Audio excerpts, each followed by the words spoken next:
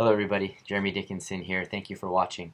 In this video I want to say a few things about the world's religions, and then I want to turn my attention to Hinduism and really lock in and talk about a few of the central concepts of Hinduism.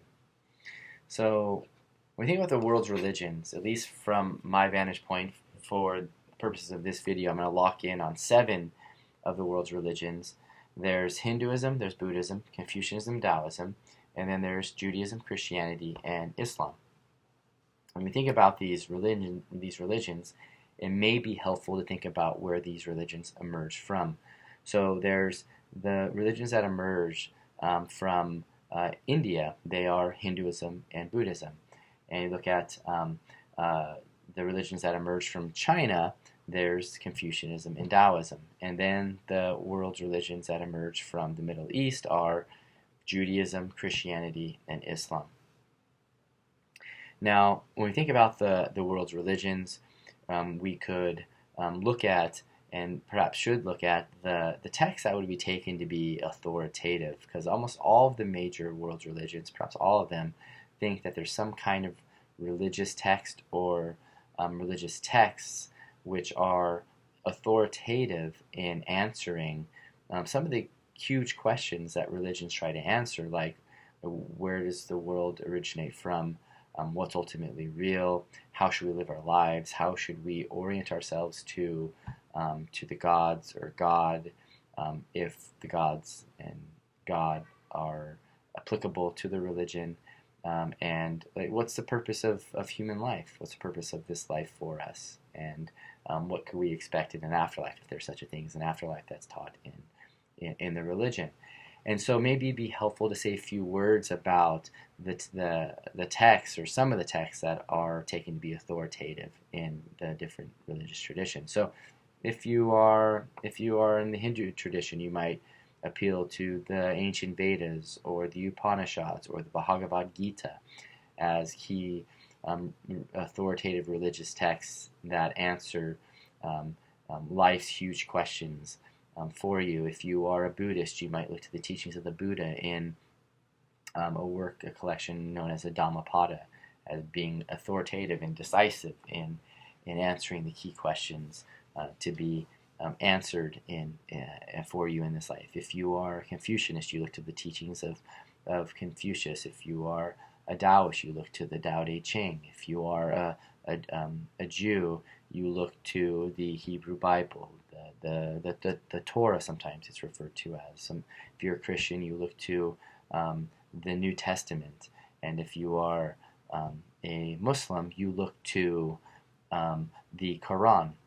And so we have in these religious traditions, by and large, an agreement within the traditions that there are certain texts that are authoritative, and that they are to be taken as authoritative to some degree.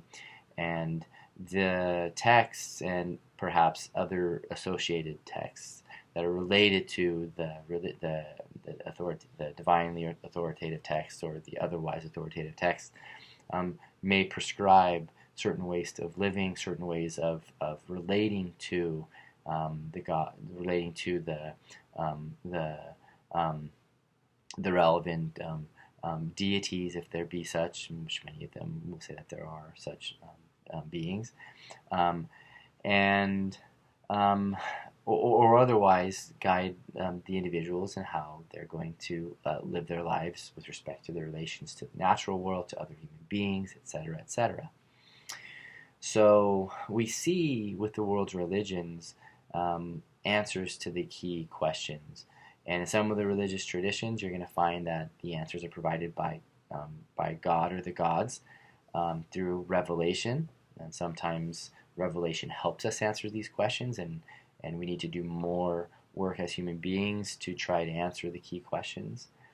But the religious traditions are in part guiding us in our efforts to deal with the big questions in this world that human beings have had since we started asking these kinds of questions.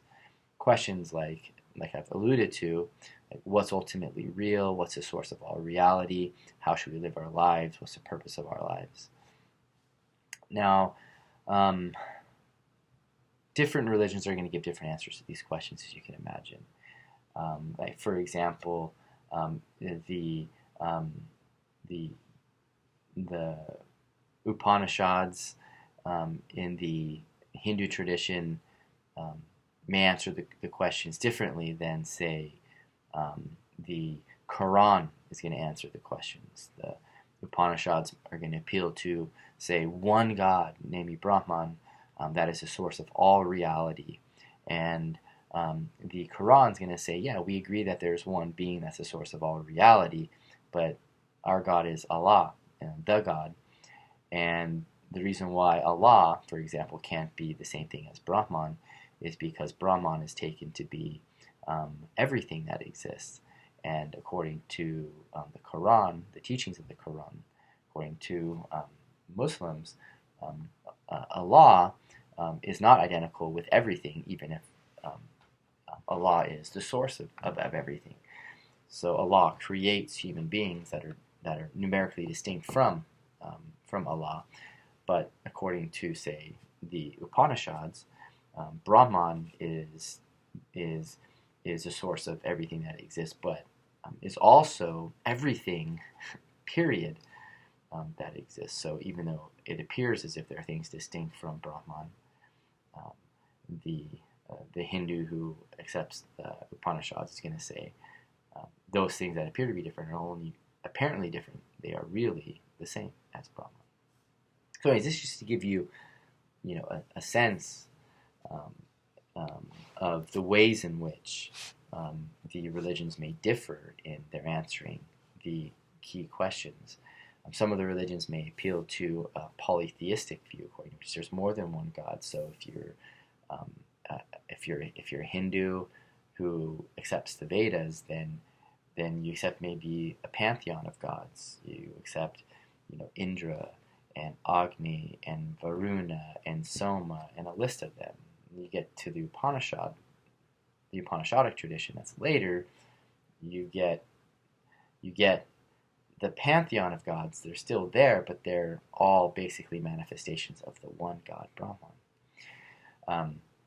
So you get polytheistic answers, you get monotheistic answers to the question of what's the source of all reality. But you also get atheistic answers, and that may seem strange because we're talking about religion, but you do get atheistic answers to the question. So, for example, the Buddhists in the Buddhist tradition, they're according to some Buddhists, some sects of Buddhism, in particular the Theravada, it's called the Theravada tradition of Buddhism. There are no gods, and even Buddha wasn't a god, according to certain sects of Buddhism.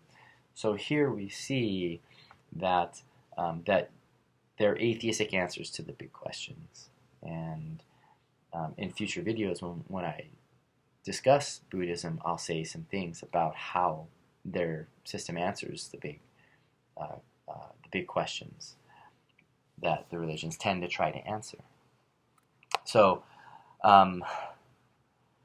you have these different religious traditions, and we have different answers to the big questions, but by and large, we're trying to answer the big questions. And my approach to thinking about the religions is more philosophical and theological as opposed to devotional. But there are also devotional aspects to the religion. So there's going to be certain sacrifices or sacrificial rituals that you're going to find in some of the traditions that you're not going to find in others. So you see certain sacrificial rituals that exist in, say, Judaism, during certain phases of its history, say, sacrifices that occur at the temple to cleanse people of their sins and get them right before God, and in other traditions you find devotional practices that don't involve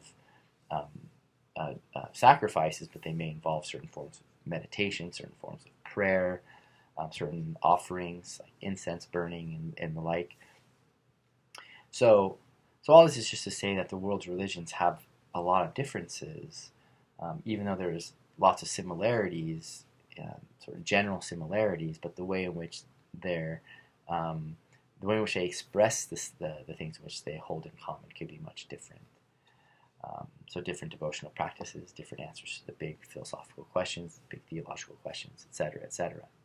Okay, so that's really enough in terms of just a sketch of some of what I want to say about the world's religions. Now let me just turn to, in the last few minutes here of this video, say a few things about some of the key concepts from Hinduism that have been very, very central to Hinduism since the Upanishadic period.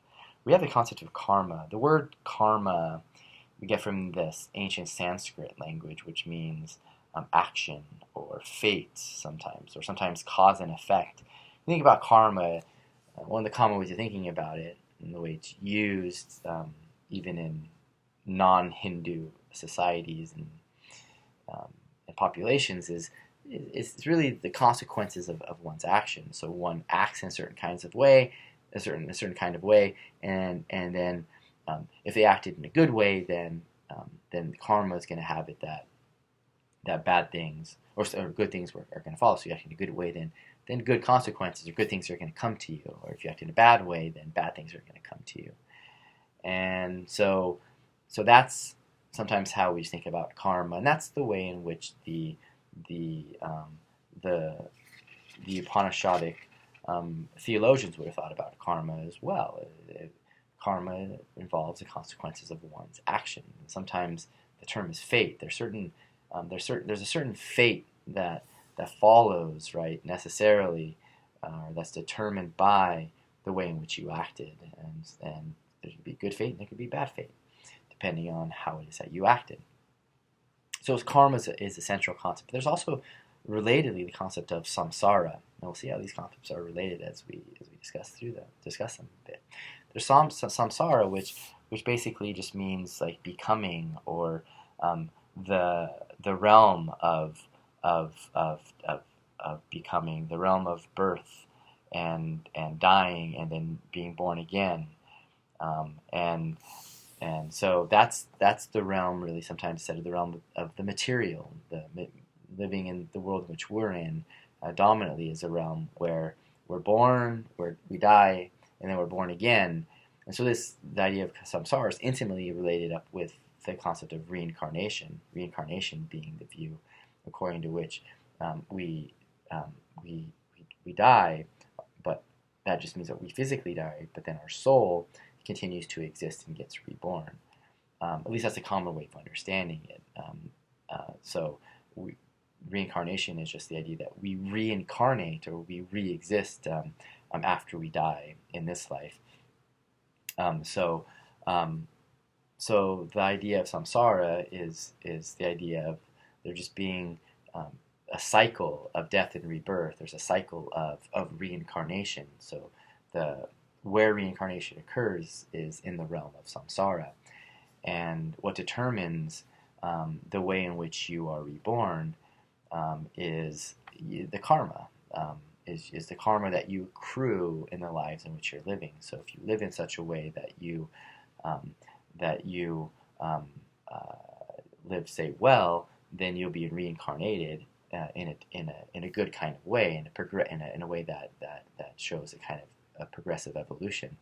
But if you live in a bad kind of way, then you've accrued karma that is going to lead to a birth that leads to a lower kind of existence, and then you can have to try to break out of that lower kind of existence to attain a higher kind of existence. So there's karma, samsara, and reincarnation. But there's also the idea of just immortality, the idea that as souls we live forever. And then there's the concept of moksha. And the concept of moksha is the concept of being released from samsara, being released from reincarnation, being released from the realm of death and rebirth and the like. So basically, you've attained a karmic state where you can be released from samsara. And so moksha is very significant. It's the concept of liberation. So I need to stop there I hope you all enjoyed this video. If you have any questions about these concepts, please feel free to comment below. Thank you.